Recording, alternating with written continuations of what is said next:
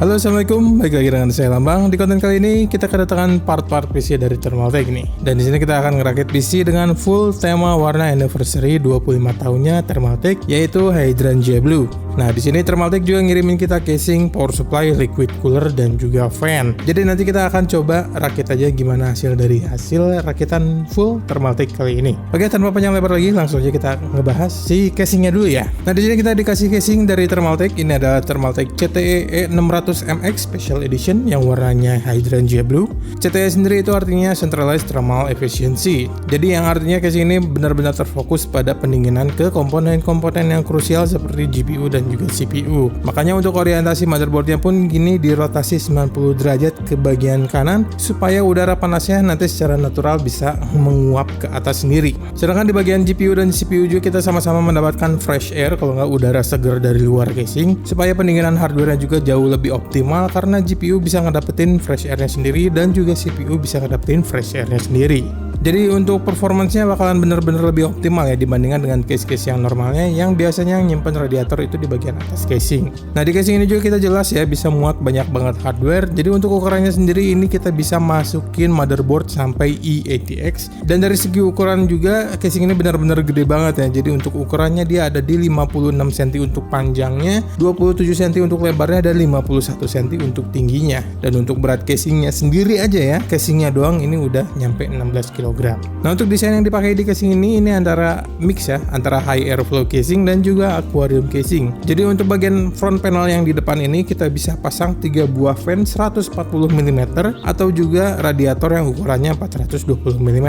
Dan atau juga bisa kita ganti juga si panelnya. Misalkan kita mau looks-nya dapat seperti casing aquarium, ini bisa diganti pakai tempered glass. Jadi ini udah include di pembelian casingnya juga. Dan casing ini juga tetap masih mengusung desain dual chamber ya. Jadi untuk penempatan bagian power supply, hard disk, untuk kabel-kabel, untuk SSD juga ini disimpannya rata-rata di bagian belakang casing, bukan di bagian depan casing. Nah, lalu untuk support fan-nya di sini kita bisa pasang 3 fan 140 mm di bagian belakang case, lalu 3 buah fan 140 mm di bagian bawah, 3 fan 140 mm di bagian depan apabila kita nggak pakai tempered glass-nya, dan juga 3 140 mm di bagian depan samping. Dan yang di bagian atas ini kita bisa pasang 2 fan 120 mm di dekat I/O port motherboard ya. Nah, lalu di sini kita juga udah di support up to 420 mm radiator di bagian belakang, bawah, depan, dan samping juga. Jadi untuk kalian yang misalkan mau pakai custom water loop, di sini kalian bisa pakai radiator yang udah cukup banyak banget. Nah, lalu untuk support storage-nya di sini kita bisa pasang 2 SSD 2,5 inch di bagian belakang motherboard dan juga 2 hard disk yang ukurannya 3,5 inch di bagian sampingnya. Cuman emang agak disayangkan banget ya dengan casing yang sebesar ini kita cuma dikasih space untuk 2 hard disk 3,5 inch. Apalagi misalkan untuk editor yang misalkan nggak pengen pakai server terpisah, pengen hard disknya ada di satu casing aja, yang pastinya ini bakalan jadi deal breaker banget. Nah, untuk sisa partisnya langsung aja kita jelasin sekarang ya. Untuk prosesornya kita di sini memakai Intel i7 14700K. Prosesor ini udah memiliki 20 core, 8 diantaranya ada P-core dan juga ada 12 E-core. Jadi untuk total threads-nya ini ada di 28 threads. Jadi untuk secara performa prosesor ini udah cukup banget lah ya untuk ngehandle kerjaan saya yang suka dipakai editing dan juga gaming. Untuk TDP rating stoknya sebenarnya ini ada di 125 watt. Tapi apabila kita unlock prosesor ini bisa narik listrik lebih daripada 300 watt. Jadi harap siap-siap banget ya misalkan kalian yang mau pakai prosesor ini harus nyediain cooler yang udah proper banget. Nah, selanjutnya untuk motherboard di sini kita bakalan pakai motherboard dari NZXT. Ini adalah N7Z790. Kita pilih board ini karena emang boardnya cocok aja dengan warna internal casingnya yang berwarna putih ya. Jadi akhirnya kita memakai motherboard ini biar sama warnanya putih-putih juga. Nah, kalau dari segi performa motherboard ini udah cukup proper banget ya untuk ngehandle i7 14700K. Secara board ini udah memiliki power phase-nya ada di 16+1+2. Jadi untuk handling prosesor yang sepowerful seperti i7 dan juga i9 harusnya masih aman banget untuk di board ini. Nah, lalu untuk input output portnya juga udah cukup banyak banget. Di sini kita dikasih 7 slot USB-A, ada juga 1 USB-C yang speednya udah di 20 GB. Lalu ada 2,5 GB Ethernet, HDMI output, Wi-Fi 6E dan juga audio jack. Nah, selanjutnya untuk RAM di sini kita bakalan pakai RAM dari Corsair. Ini adalah Vengeance RGB. Kita pakai yang warna putih. Kapasitas yang dipakai ini adalah di 32 GB dan speednya ada di 5200 MB transfer per detik. Di sini kita akhirnya pakai 2 stick RAM aja karena kita pas coba untuk pakai 4 stick RAM ini sering banget crash dan sering banget gagal booting. Jadi akhirnya kita cuma pakai 2 stick aja deh. Nah, selanjutnya untuk SSD kita masih tetap stay pakai Apacer AS2280 Key 4U. Untuk kapasitas yang kita pakai di sini ada di 1 TB. Nah, kalau untuk performanya untuk read speed-nya kita bisa up to 7300 MB per detik, dan lalu untuk write speed-nya kita bisa up to 6000 MB per detik. Jadi sebenarnya udah cukup banget sih untuk daily use yang cuma dipakai untuk operating system dan beberapa program doang. Nah, lalu untuk GPU kita di sini bakal memakai GPU dari Nvidia, ini adalah RTX 4080. Di sini kita memakai brand dari Galax, untuk serinya ini adalah seri Metal Top. GPU ini udah memiliki VRAM di 16 GB, jadi udah cukup banget lah untuk kerjaan editing di DaVinci dan juga untuk video rendering di resolusi 4K. Lalu untuk performa gamingnya juga udah cukup banget lah ya. Untuk gaming di resolusi 4K dengan settingan rata kanan, apalagi memakai ray tracing, kita masih bisa ngedapetin FPS yang di atas 60 FPS.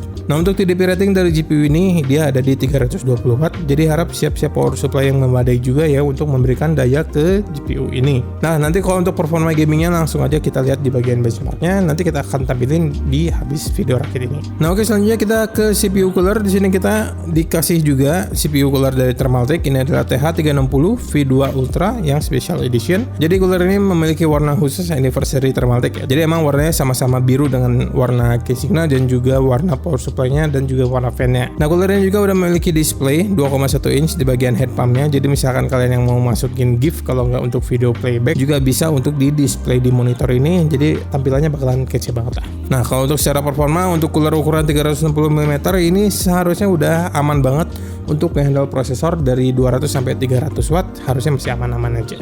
Nah, lalu next kita berpindah ke power supply. Di sini juga kita dikirimin power supply dari Thermaltake. Ini adalah Tough Power GFA3. Kita di sini dikasih kapasitasnya yang 1050 watt dan sudah bersertifikasi 80 plus gold. Nah, untuk bagian internalnya kita udah dikasih main Japanese kapasitor, tapi masih sayang banget ya di bagian secondary dan filternya kita masih dikasih kapasitor dari Cina dan juga Taiwan, itu adalah Chang'e dan juga ada Teapo. Jadi emang masih belum full 100% Japanese caps untuk di power supply ini. Tapi power supply ini udah disupport ATX 3.1 dan juga PCIe 5.1. Jadi misalkan kalian pakai GPU Nvidia yang harus pakai 12 VHPWR, kalian udah nggak perlu lagi pakai adapter tambahan lagi. Nah, terakhir yang di sini kita juga dikirimin fan dari Thermaltake. Ini adalah SWAFAN EX12 yang special edition juga. Seperti yang kalian udah tahu, SWAFAN ini sirip fan-nya ini kita bisa ganti-ganti, bisa jadi normal fan dan juga bisa ganti jadi reverse fan. Lalu untuk seri EX ini juga yang artinya fan ini terkoneksinya ini via magnet. Jadi nanti untuk build-nya bakalan lebih gampang banget dan bakalan lebih clean banget untuk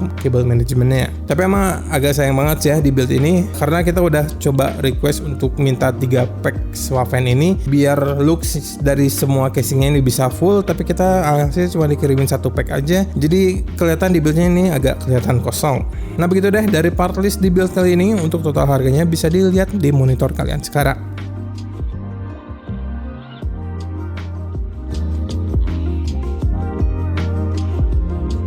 Nah, begitu dari total harga buildnya, langsung aja kita rakit PC-nya.